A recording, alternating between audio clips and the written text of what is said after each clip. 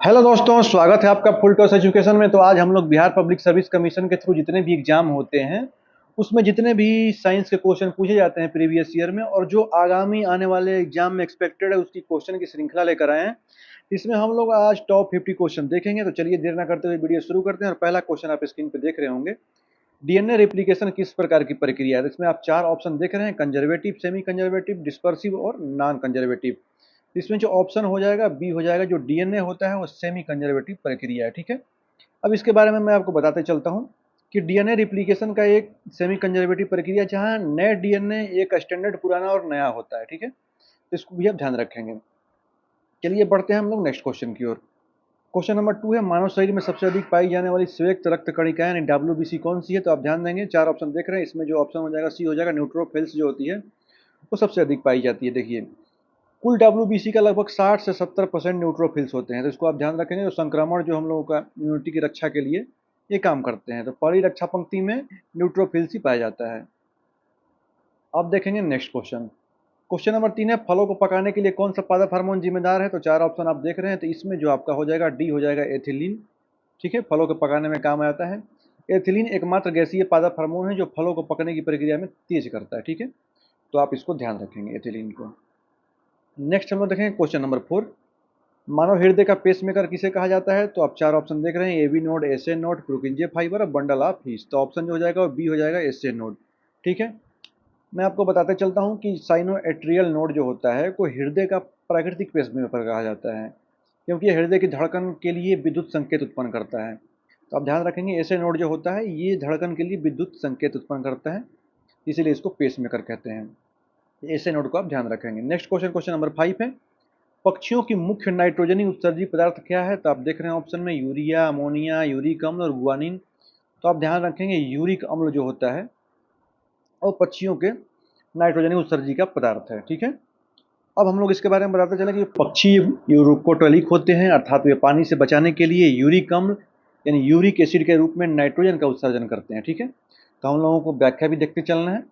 Next हम लोग बढ़ते हैं क्वेश्चन नंबर 6, जेनेटिक इंजीनियरिंग में रेस्ट्रिक्शन यानी एंडोक्लीज का क्या कार्य है। तो आप ध्यान देंगे, ऑप्शन बी हो जाएगा, डीएनए का विशिष्ट स्थानों को काटना, ठीक है। इसे आणविक कैंची, जिसको मोलेकुलर सीजर भी कहा जाता है, जो डीएनए को विशिष्ट अनुक्रमों पर काटता है। आगे हम लोग बढ़ते हैं, क्वेश्चन नंबर 7 है, ऑक्सीजन वियोजन वक्र, जिसको ऑक्सीजन डिसोसिएशन कर्व का दाईं ओर खिसकना क्या दर्शाता है। तो ऑप्शन ए हो जाएगा, बोहर इफेक्ट इसको बोलते हैं। देखिए, रक्त में CO2 की मात्रा बढ़ने पर, पीएच कम होने पर हीमोग्लोबिन की ऑक्सीजन की प्रतिबद्धता कम हो जाती है, इसे बोहर प्रभाव कहते हैं, ठीक है। आप ध्यान रखेंगे, जब भी रक्त में CO2 की मात्रा बढ़ने या पीएच कम होने पर हीमोग्लोबिन की ऑक्सीजन की प्रतिबद्धता कम हो जाती है। अब हम लोग देखें क्वेश्चन नंबर 8, C4 पौधों में प्रकाश संश्लेषण का पहला स्थिर उत्पाद क्या है। तो आप चार ऑप्शन देख रहे हैं, PGA, OAA, मैलिक एसिड और पायरूवेट। तो इसका ऑप्शन जो हो जाएगा बी हो जाएगा, ऑक्जेलो एसिटिक एसिड, OAA, ठीक है। इसके इसके बारे में हम लोग जानते चलते हैं। C4 जो पौधे जैसे मक्का हो गया, गन्ना हो गया, में पहला स्थिर कार्बनिक यौगिक 4 कार्बन वाला OAA होता है। क्वेश्चन नंबर 9 है, कोशिका विभाजन की किस अवस्था में क्रॉसिंग ओवर होता है। ध्यान देंगे, इसमें जो ऑप्शन सी हो जाएगा, पैकोटिन में कोशिका विभाजन में क्रॉसिंग ओवर होता है। अब हम लोग देखते हैं नेक्स्ट क्वेश्चन। क्वेश्चन नंबर 10 है, कोशिका झिल्ली की फ्लूइक मोजेक मॉडल किसने प्रस्तुत किया था। तो आप ध्यान रखेंगे, ऑप्शन जो हो जाएगा बी हो जाएगा, सिंगर और निकोलसन ने, ठीक है। 1972 में सिंगर और निकोलसन ने यह मॉडल दिया, इसके अनुसार फास्फोलिपिड के तरल माध्यम में प्रोटीन मोजेक के रूप में तैरते हैं। क्वेश्चन नंबर 11 है, मानव शरीर की सबसे छोटी हड्डी कौन सी है। तो आपको पता होना चाहिए, स्टेपीज है। ऑप्शन जो हो जाएगा वो सी हो जाएगा। स्टेपीज मध्य कान में पाई जाने वाली शरीर की सबसे छोटी हड्डी होती है। 12 नंबर है, शरीर के तापमान को नियंत्रित करने वाला मस्तिष्क का कौन सा भाग है। तो ऑप्शन बी हो जाएगा, हाइपोथैलेमस, ठीक है। यही शरीर को कंट्रोल करता है। हाइपोथैलेमस शरीर के थर्मोस्टेट के रूप में कार्य करता है, तापमान के साथ साथ भूख प्यास को भी नियंत्रित करता है। तो हाइपोथैलेमस मतलब भूख प्यास कंट्रोलर। नेक्स्ट हम लोग बढ़ते हैं, क्वेश्चन नंबर 13 है, कौन सा एंटीबॉडी प्लेसेंटा को पार करके भ्रूण तक पहुंच जाती है। तो आप चार ऑप्शन देख रहे हैं, इसमें ऑप्शन जो हो जाएगा डी हो जाएगा, IG4 जो होती है, तो शरीर में सबसे प्रचुर मात्रा में पाई जाने वाली एंटीबॉडी है। एकमात्र ऐसी एंटीबॉडी है जो प्लेसेंटा को पार कर भ्रूण को प्रतिरक्षा प्रदान करती है। क्वेश्चन नंबर 14 है पीत रस में कौन सा पाचक एंजाइम पाया जाता है? तो ध्यान रखेंगे इसमें कोई एंजाइम पर नहीं पाया जाता, पीत रस में कोई पाचक एंजाइम नहीं पाया जाता है। इसमें यह वसा के पायसीकरण में मदद करता है।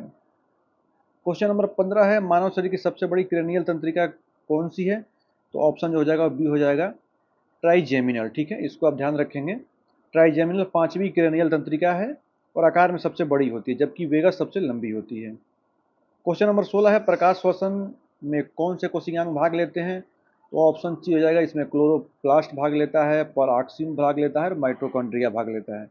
ठीक है, यह C3 पौधे में होने वाली एक व्यर्थ प्रक्रिया है जिसमें क्लोरोप्लास्ट, पराक्सीसोम और माइटोकॉन्ड्रिया क्रमबद्ध रूप से भाग लेते हैं। क्वेश्चन नंबर 17 है रक्त मस्तिष्क अवरोध ब्लड ब्रेन बैरियर मुख्य रूप से किन कोशिकाओं द्वारा बनता है? तो ऑप्शन सी हो जाएगा एस्ट्रोसाइट्स के द्वारा बनता है। ठीक है, एस्ट्रोसाइट जो होता है एक प्रकार का ग्लिकैल कोशिकाएं है जो रक्त मस्तिष्क अवरोध बनाने में महत्वपूर्ण भूमिका निभाता है। क्वेश्चन नंबर 18 है चंद्रमा पर पलायन वेग का मान लगभग कितना होता है? तब जानते होंगे 11.2 किलोमीटर ये पृथ्वी का होता है, और जब चंद्रमा पर आपसे पूछ देगा तो 2.38 किलोमीटर पर सेकेंड हो जाएगा। ठीक है, दोनों में आपको अंतर पता होना चाहिए। चंद्रमा का पलायन वेग 2.38 किलोमीटर पर सेकेंड है, यही कारण है कि वायुमंडल नहीं टिक पाता क्योंकि गैस के अणुओं का वेग इससे अधिक होता है। नेक्स्ट हम लोग देखेंगे क्वेश्चन नंबर 19 है रेगिस्तान में मृग मरीचिका किस प्रकाशीय घटना का परिणाम है? तो आपको पता होना चाहिए पूर्ण आंतरिक परिवर्तन, इसको टोटल इंटरनल रिफ्लेक्शन बोलते हैं। हवा की परतों में घनत्व के अंतर के कारण प्रकाश का पूर्ण आंतरिक परिवर्तन होता है जिससे पानी या उल्टे प्रतिबिंब पर भ्रम होता है। क्वेश्चन नंबर 20 है सार्वत्रिक गुरुत्वाकर्षण नियतांक जी का मान सबसे पहले किसने ज्ञात किया? तो ऑप्शन सी हेनरी कैवेंडिश ने सबसे पहले ज्ञात किया था। 1978 ईस्वी में एक मरोड़ तूला जिसको टॉर्जन बैलेंस का उपयोग करके जी का मान 6.674 इंटू 10⁻11 न्यूटन मीटर स्क्वायर के जी स्क्वायर ज्ञात किया था। ठीक है, तो इसको भी आपको ध्यान रखना है। नेक्स्ट क्वेश्चन नंबर 21 है फोटान की ऊर्जा ई और उसकी आवृत्ति न्यू में क्या संबंध है? तो ध्यान रखेंगे ई बराबर एच न्यू, ऑप्शन जो हो जाएगा वो बी हो जाएगा। ठीक है, इसके बारे में बता दूं कि मैक्स प्लांक के अनुसार फोटान की जो ऊर्जा होती है ई ये एच न्यू के बराबर होती है, जहां एच जो है प्लांक कांस्टेंट होता है। क्वेश्चन नंबर 22 है प्रकाश का अनुप्रस्थ रंग प्रकृति में होना किस प्रकार की घटना है? तो ध्यान रखेंगे ऑप्शन सी हो जाएगा, ये पोलराइजेशन की घटना है। अब इसके बारे में बताते चलें कि पोलराइजेशन केवल अनुप्रस्थ रंगों में संभव है, ध्वनि तरंगें अनुदैर्घ्य द्रवित नहीं हो सकती। ठीक है, क्वेश्चन नंबर 23 है एक लंबी धारावाही परिनालिका के भीतर चुंबकीय क्षेत्र कैसा होता है? तो आप ध्यान रखेंगे एक समान यूनिफॉर्म होता है। आपको पता होना चाहिए कि एक आदर्श लंबी परिनालिका के अंदर चुंबकीय क्षेत्र रेखाएं पैरेलल होती हैं, जिसका अर्थ होता है कि चुंबकीय क्षेत्र सभी बिंदुओं पर एक समान है।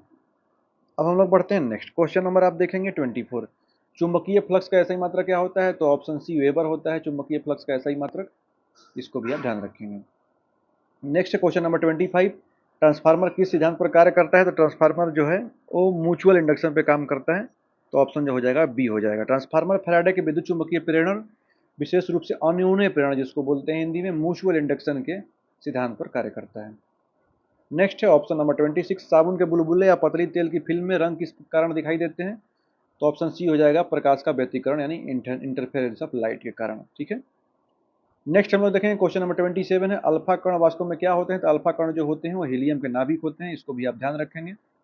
देखिए अल्फा कण में 2 प्रोटॉन और 2 न्यूट्रॉन होते हैं, इसलिए द्विआवेशित हीलियम नाभिक He+2 माना जाता है।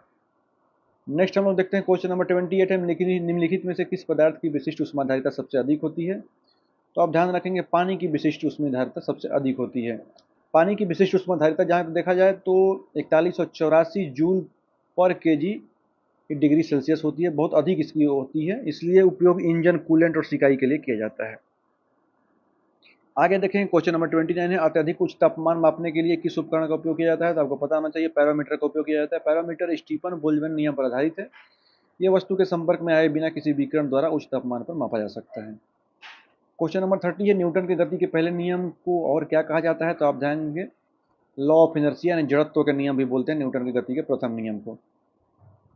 नेक्स्ट क्वेश्चन नंबर 31 पृथ्वी की सतह पर गुरुत्वीय त्वरण का मान अधिकतम कहाँ पर होता है? तो ध्यान देंगे तो ध्रुवों पर होता है और गुरुत्वीय त्वरण सबसे अधिक होता है। पृथ्वी पूर्ण गोलाकार तो है नहीं, यह ध्रुवों पर चपटी है और त्रिज्या कम होने के कारण ध्रुवों पर जो जी का मान होता है वो अधिकतम होता है, तो इसको भी आप ध्यान रखेंगे। क्वेश्चन नंबर 32 है हाइड्रोलिक लिफ्ट या हाइड्रोलिक प्रेस किस सिद्धांत पर काम करता है? तो हाइड्रोलिक लिफ्ट और प्रेस जब भी बोलेगा तो पास्कल के लॉ आप ध्यान रखेंगे। लिफ्ट से रिलेटेड जब भी पूछे तो पास्कल लॉ पे आप जाएंगे। पास्कल के नियम के अनुसार बंद तरल पर लगाया गया जो दाब सभी दिशाओं में एक समान रूप से संचारित होता है। क्वेश्चन नंबर 33 है, दीपक या लालटेन की बत्ती में तेल किस कारण ऊपर चढ़ता है? तो ऑप्शन सी हो जाएगा कैपिलरिटी के कारण। कैपिलरिटी वह प्रक्रिया है जिसमें द्रव सतह तनाव के कारण एक संकीर्ण नली में गुरुत्वाकर्षण के विपरीत ऊपर चढ़ता है। मूर्खों का सोना किस खनिज को कहा जाता है? तो मूर्खों का जो सोना होता है वो आयरन पैराइड को कहा जाता है। तो ऑप्शन जो आपका बी हो जाएगा। आयरन पैराइड इसका फार्मूला होता है FeS2, का रंग चमक सोने जैसी होती है, इसलिए इसको मूर्खों का सोना कहा जाता है। क्वेश्चन नंबर 35 है, आवर्त सारणी में सबसे अधिक विद्युत ऋणात्मक तत्व कौन सा है? तो आप ध्यान रखेंगे जब ऊपर से हम लोग सारणी में आएंगे तो फ्लोरीन जैसे देखे होंगे FCl BrI, ऊपर से नीचे जाने पे सबसे अधिक इसका होगा, इसके बाद क्लोरीन का होगा, फ्लोरीन क्लोरीन ब्रोमीन। आप आवर्त सारणी जानते होंगे तो सबसे ज़्यादा फ्लोरीन का होता है। सबसे अधिक इलेक्ट्रोनिगेटिव तत्व है जो कि रासायनिक बंधों में इलेक्ट्रॉनों में सबसे अधिक मजबूती से अपनी ओर खींचता है। क्वेश्चन नंबर 36 है, मानव रक्त का सामान्य पीएच कितना होता है? तो 7.4 होता है। ये कई बार पूछा जा चुका है। 7.35 से 7.4 के बीच में होता है, हल्का एल्कलीन होता है। क्वेश्चन नंबर 37 है, ट्यूबलाइट में सामान्यतः कौन सी गैस भरी जाती है? तो ध्यान देंगे ऑप्शन बी हो जाएगा, आर्गन और पारे की वाष्प भरी जाती है। देखिए, ट्यूबलाइट में आर्गन गैस के साथ साथ पारे की वाष्प मरकरी वेपर भरी जाती है जो कि पराबैंगनी प्रकाश उत्पन्न करती है, तो इसको भी आप ध्यान रखेंगे। नेक्स्ट है क्वेश्चन नंबर 38, हैबर प्रक्रिया का उपयोग औद्योगिक स्तर पर किसके निर्माण के लिए किया जाता है? तो ऑप्शन सी हो जाएगा, अमोनिया के निर्माण के लिए हैबर विधि का उपयोग किया जाता है। हैबर प्रक्रिया द्वारा नाइट्रोजन और हाइड्रोजन गैस के उच्च दाब और उत्प्रेरक लोहा की उपस्थिति में अमोनिया NH3 का निर्माण किया जाता है। क्वेश्चन नंबर 39 है, कार की बैटरी में किस एसिड का उपयोग किया जाता है? तो ध्यान रखेंगे सल्फ्यूरिक एसिड यानी H2SO4 का हम लोग यूज करते हैं, ठीक है, कार की बैटरी में। Lead acid battery car battery में सल्फ्यूरिक अम्ल H2SO4 का उपयोग इलेक्ट्रोलाइट के रूप में किया जाता है, ठीक है। नेक्स्ट देखते हैं क्वेश्चन नंबर 40 है, जल की अस्थायी कठोरता किसके कारण होती है? तो ऑप्शन ध्यान देंगे सी हो जाएगा, कैल्शियम और मैग्नीशियम के बाइकार्बोनेट के कारण जल की अस्थायी कठोरता होती है। देखिए, अस्थायी कठोरता बाइकार्बोनेट आयनों के कारण होती है, जिसे पानी में उबाल दिया जाता है तो यह दूर हो जाता है। क्वेश्चन नंबर 41 है, जल की अस्थायी कठोरता का कारण क्या है? तो आप ध्यान देंगे अस्थायी कठोरता जब भी बोलेगा तो कैल्शियम और मैग्नीशियम के क्लोराइड और सल्फेट के कारण, ठीक है। अस्थायी कठोरता को उबालकर दूर नहीं किया जा सकता, इसके लिए वाशिंग सोडा जैसे सोडियम कार्बोनेट मिलाया जाता है। क्वेश्चन नंबर 42 है, हाइड्रोजन का वह कौन सा समस्थानिक है जिसमें कोई न्यूट्रॉन नहीं होता है? तो आपको पता होना चाहिए प्रोटियम होता है। हाइड्रोजन के 3 समस्थानिक सुने होंगे, प्रोटियम ड्यूट्रियम ट्रिटियम। तो प्रोटियम 1H1 हाइड्रोजन का सबसे समस्थानिक है, इसमें नाभिक में केवल 1 प्रोटॉन होता है। नेक्स्ट है क्वेश्चन नंबर 43, बायोगैस का मुख्य घटक कौन सा है? तो बायोगैस का मुख्य घटक जो है वो सी है, तो ऑप्शन हो जाएगा मीथेन हो जाएगा, ठीक है। बायोगैस में लगभग 50 से 75% मीथेन यानी CH4 होती है, इसलिए एक उत्कृष्ट ईंधन गैस बनाती है। क्वेश्चन नंबर 44 है, बॉक्साइड किस धातु का अयस्क है? तब ध्यान देंगे ऑप्शन बी हो जाएगा, एल्यूमिनियम का अयस्क है बॉक्साइड। ये क्वेश्चन बहुत बार पूछा जा चुका है। एल्यूमिनियम का निष्कर्षण मुख्य रूप से बॉक्साइड अयस्क यानी Al2O3 × 2H2O का बायर प्रोसेस के द्वारा तैयार किया जाता है।